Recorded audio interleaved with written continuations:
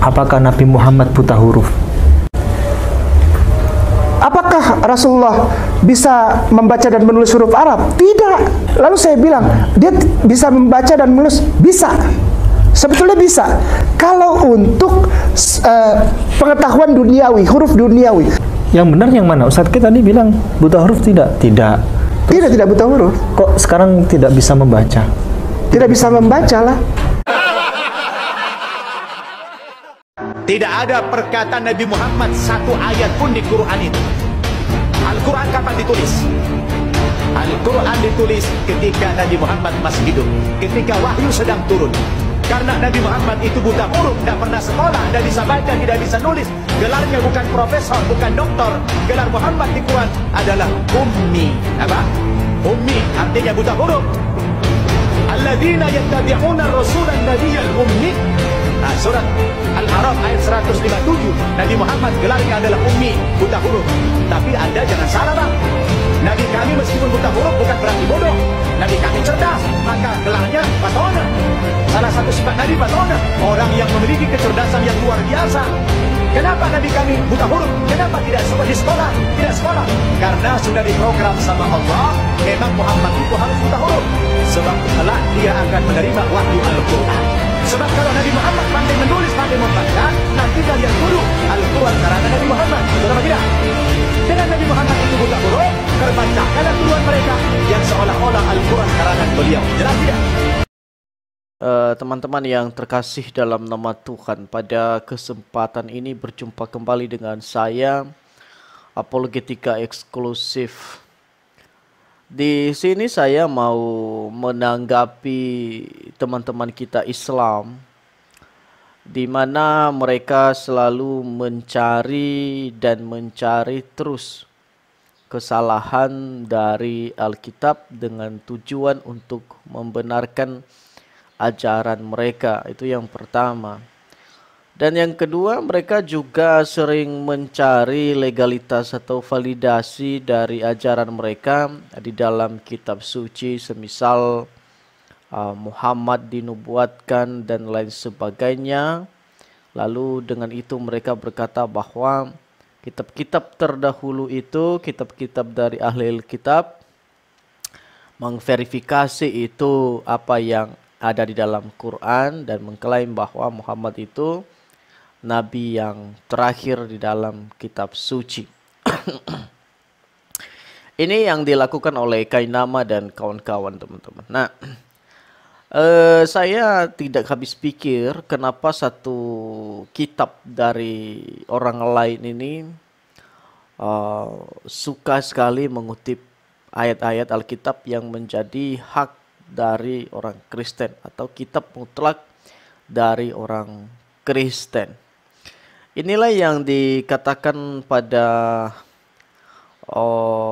debat yang lalu oleh pendeta Moses Wibowo, bahwa ketika orang Kristen melakukan hal yang sama terhadap Quran, maka kesalahan tafsir atau kesalahan interpretasi di sana bisa menjadikan itu satu kekeliruan dalam berpikirnya orang Kristen itu sendiri ketika dia tidak paham apa itu Quran. Begitu juga seharusnya logika yang dipakai untuk menilai orang-orang yang suka melihat atau yang mengutip atau mengambil dengan sembarangan isi dari Alkitab, teman-teman. Dalam hal ini saya memberikan satu perbandingan di mana ada sebagian ustadz atau sebagian orang atau muslim yang mengatakan bahwa Muhammad itu buta huruf.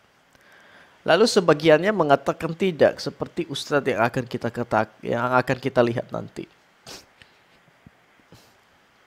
Dan kita telah melihat tadi apa yang dikatakan oleh Ustadz Arifin Nababan itu. Nah, mereka yang tidak setuju akan hal ini dan mereka juga yang setuju bahwa Nabi Muhammad itu buta huruf. Misal Subandite Sukoco atau Gusum Betik itu dia percaya bahwa Muhammad itu tidak buta huruf. Ketika Kainama mengklaim bahwa Nabi Muhammad itu buta huruf, teman-teman.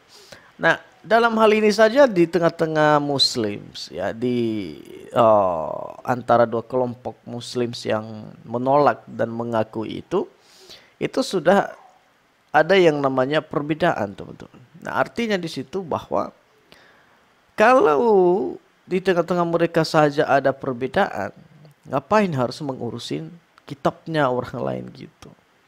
Ya, apakah tidak cukup kitab kalian itu gunakan untuk membenarkan ajaran kalian? Misal kita lihat itu Don Ritan, Zuma, siapa lagi itu, Kainama dan lain sebagainya, suka mengutip kitab Kidung Agung, dan di sisi lain juga mereka menganggap bahwa kitab Kidung Agung itu kitab porno, teman-teman.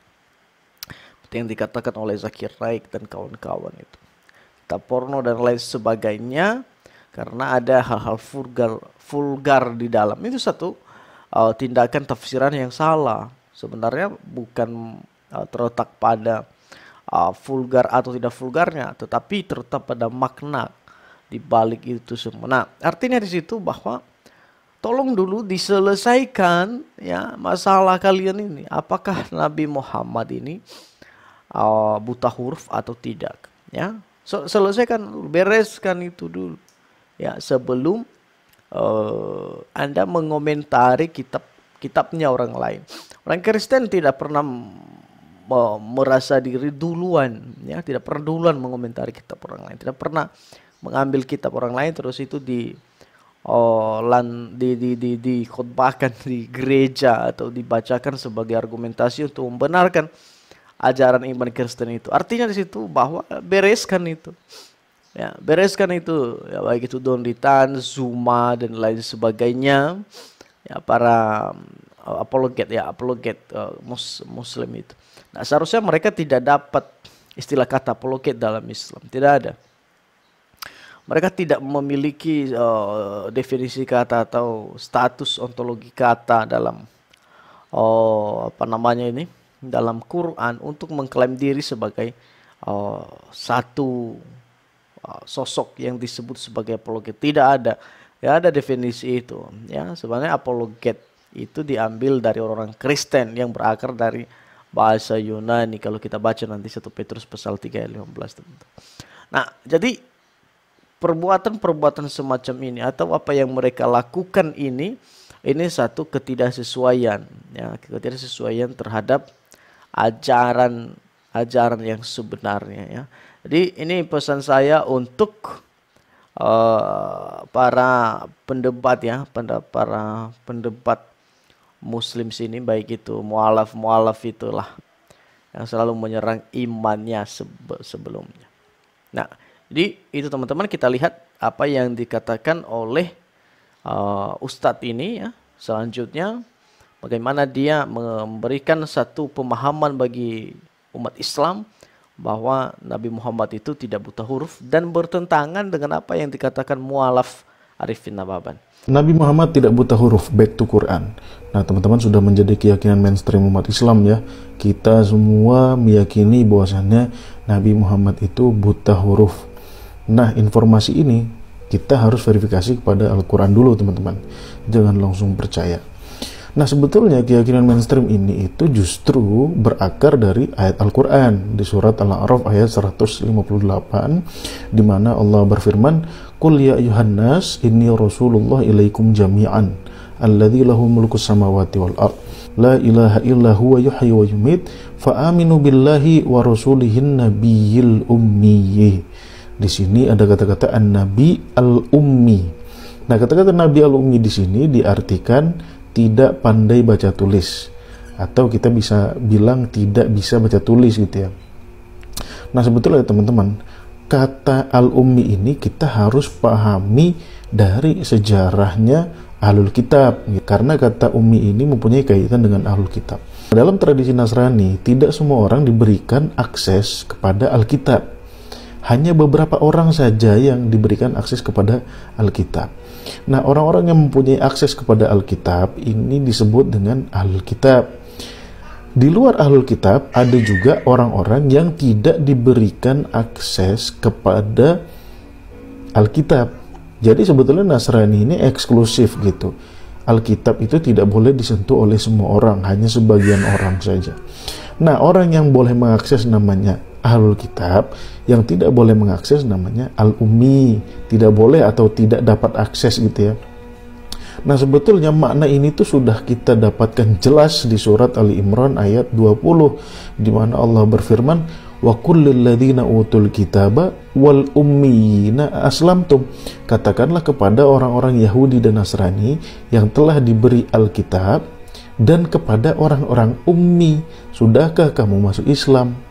Nah anehnya di terjemahan ini padahal sudah dikasih tahu gitu, ada footnote-nya tuh. Nah teman-teman boleh nanti cek di Quran Kemenak, ada footnote-nya. Di situ dikatakan kata ummi yang dimaksud dalam ayat ini adalah orang yang tidak mendapatkan kitab suci, atau kita bisa bilang orang yang tidak dapat mengakses kitab suci. Nah ini udah benar gitu. Kenapa penggunaannya pada Nabi Muhammad jadi berbeda? Oke. Nah kalau kita lihat lagi misalkan di surat Al-Jumu'ah ayat 2, di situ kan Allah juga berfirman, huwallazi ba'atsa fil ummiyina rasulan minhum. Dialah Allah yang mengutus fil ummiyin. Nah, tapi di terjemahan ini ngaco lagi gitu, kepada kaum yang buta huruf. Apakah orang Arab ketika itu buta huruf semua? Kan enggak. Ummi ini orang-orang yang tidak mempunyai akses kepada Alkitab. Sebagaimana kita tahu Nabi Muhammad juga termasuk ummi, karena Nabi Muhammad tuh tidak Nasrani, tidak pula Yahudi, tidak pula Majusi, netral gitu.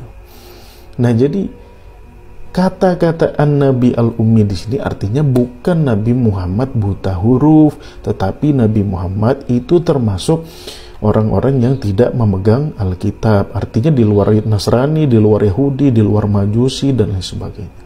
Jadi Nabi Muhammad ini non-religious people, tetapi punya akhlak yang baik, seperti itu. Nah itu argumentasi Qur'annya. Nah argumen logisnya, Nabi Muhammad ini kan bisnismen. Bahkan dalam sirah dikatakan beliau ini adalah pegawai terbaiknya Khadijah. Tidak mungkin bisnismen gak bisa baca tulis gitu kan. Yang kedua, kenapa Nabi membedakan kata-kata bismi dalam Al-Fatihah? Itu kan bisminya tanpa alif tuh. Tapi kalau teman-teman buka surat Al-Alaq, di situ kan ada bismi juga. Iqra bismi rabbikal ladzi khalaq. Nah itu pakai alif bisminya. Nah kalau Rasulullah buta huruf, tidak mungkin Rasulullah membedakan ini pakai alif, ini enggak. Seperti itu. Karena bunyinya sama. Ya kan? Dan kalau Rasulullah membedakan, oh itu cuma membedakan doang, tapi yang nulis bukan Rasul. Tahu dari mana Rasulullah huruf alif gitu? Kalau memang beliau buta huruf. Seperti itu. Nah jadi janganlah kita mendiskreditkan Nabi kita sendiri dengan mengatakannya buta huruf. Nabi Muhammad tidak buta huruf. Kata-kata ummi merujuk kepada orang-orang yang tidak mempunyai akses kepada Alkitab. Artinya dia non-Nasrani, non-Yahudi, non-Majusi, dan lain sebagainya. Saya video ini kalau kalian suka jangan lupa follow.